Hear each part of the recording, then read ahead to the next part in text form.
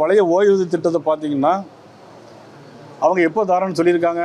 அடுத்த ஜூன் மாதம் அவங்க ஆட்சியில் இருப்பாங்களா, இருக்க மாட்டாங்க.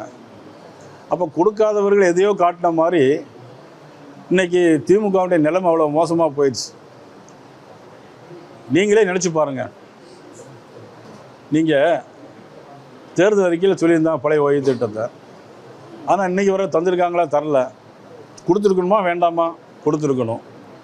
ஆனால் அடுத்த மாதம் தரேன்னு சொன்னால் அதையும் கேட்டுட்டு போயிருக்காங்க அதிகாரிகள். ஜாக்டோஜியை எப்படி ஏமாத்தினாங்கன்னு எங்களுக்கு அதை பற்றி எங்களுக்கு தெரியல. அதனால் இன்றைக்கி இந்த ஆட்சி மோசமான ஆட்சி. இன்றைக்கி மத்திய நிதியமைச்சர் போட்டுக்கிற பட்ஜெட்டில் இன்றைக்கி பார்த்தீங்கன்னா தமிழ்நாட்டுக்கு இன்றைக்கி வந்தே பாரத் ரயில் ஏற்கனவே 11 ரயில் கொடுத்துருக்காங்க. இந்த பட்ஜெட்டில் பார்த்தீங்கன்னா இன்றைக்கி சென்னை பெங்களூர் ஹைதராபாத் புல்லட் ட்ரெயின் ஜப்பானில் ஓடுற மாதிரி ட்ரெயின் வரப்போகுது.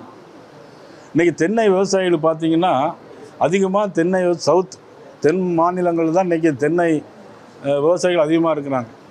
அவர்களுக்கு அதிகமாக நிதி ஒதுக்கி கொடுத்து அது காரணம் என்னென்னா மத்திய விவசாயத்துறை அமைச்சர் சிவராஜ் சிங் சவுகான் அவர்கள் கோயம்புத்தூருக்கு 2 முறை வந்து அங்குள்ள தென்னை விவசாயிகளெல்லாம் பார்த்து பேசி அதனுடைய அடிப்படையில் நமது தமிழக பாரதிய ஜனதா கோரிக்கையை ஏற்று இன்றைக்கி தென்னை விவசாயிகளுக்கும் முந்திரி விவசாயிகளுக்கும் இன்றைக்கி அதிகமான திட்டங்களை இன்றைக்கி மத்திய அரசு அறிவித்திருக்கிறது.